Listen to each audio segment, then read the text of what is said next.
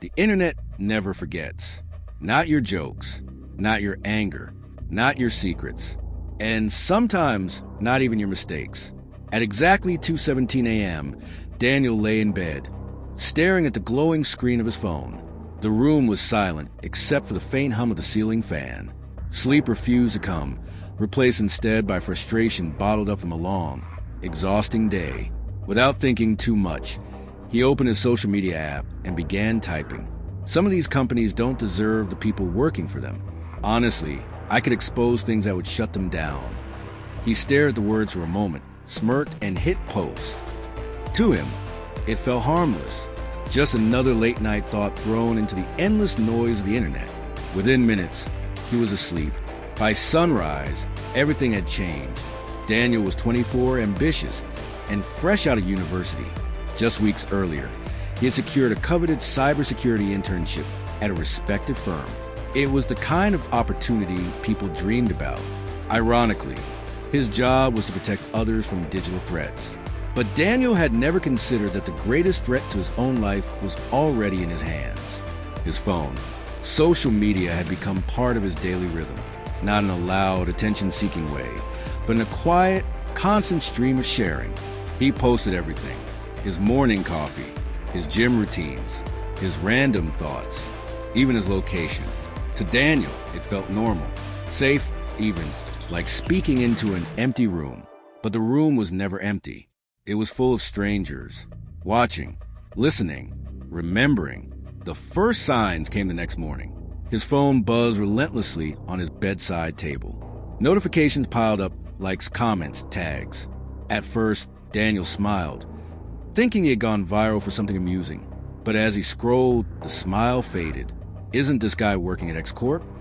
This is unprofessional. Someone send this to his employer. A cold wave of realization washed over him. His post wasn't disappearing into the void.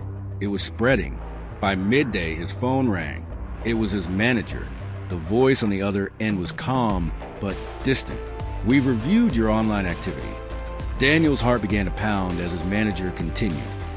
Reading out posts Daniel barely remembered writing. Complaints, sarcastic remarks, late-night rants. "You represent this company, even outside work," the manager said firmly. There was a pause. Then the sentence that shattered everything. "We're letting you go." Just like that, his dream was gone. Not because of incompetence, not because of failure, but because of words he thought didn't matter. Daniel tried to move forward. He updated his resume, applied to new companies, attended interviews. For a moment, it seemed like he could recover, until the questions started. One recruiter leaned back, studying him carefully. "Your online presence concerns us." Another interview ended abruptly. Another application was rejected within hours. Confused and desperate, Daniel did something he had never done before. He searched his own name. What he found made his stomach drop. Screenshots of his post, threads discussing his attitude, strangers labeling him unprofessional.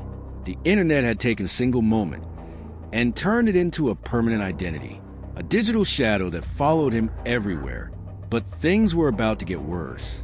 One evening, as Daniel sat alone in his apartment, his phone buzzed again.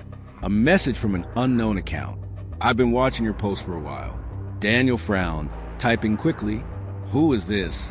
The reply came instantly. "You share a lot." "Daniel." A chill ran down his spine. "How do you know my name?" he asked. There was a pause. Then the message appeared. "You posted your graduation certificate, remember?" Daniel's hands began to shake. The stranger knew more. Where he lived, his favorite cafe, the gym he visited every evening, even his girlfriend's name. None of it had been hacked, none of it stolen. It had all been given freely, collected piece by piece from his own posts. Fear settled deep in his chest. Daniel immediately began deleting pictures. Old posts vanished. Privacy settings were tightened. Accounts were locked down. But it was too late. Another message arrived. This time it wasn't text. It was a photo. Daniel's apartment, taken from outside. His breath caught in his throat as another message followed.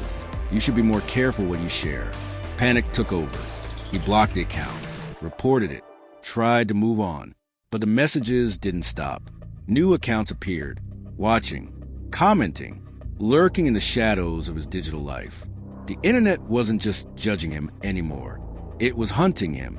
Sleep became impossible. Every notification sent a jolt of fear through his body. Every sound outside his window felt like a threat. Daniel sat alone one night, staring at his phone, finally understanding the truth he had ignored for so long. He hadn't lost control overnight. He had given it away, post by post. Days later, a final message appeared. You built your life online, now watch it fall online. And then silence. Daniel sat in the darkness, scrolling through what remained of his digital past. Each post felt different now. Not harmless, not casual, but dangerous. Evidence of how exposed he had been. Slowly, painfully, he began to rebuild. He stopped sharing everything. He stopped posting in anger. He stopped revealing pieces of his life to strangers before posting anything. He asked himself one simple question. Would I say this in a room full of strangers?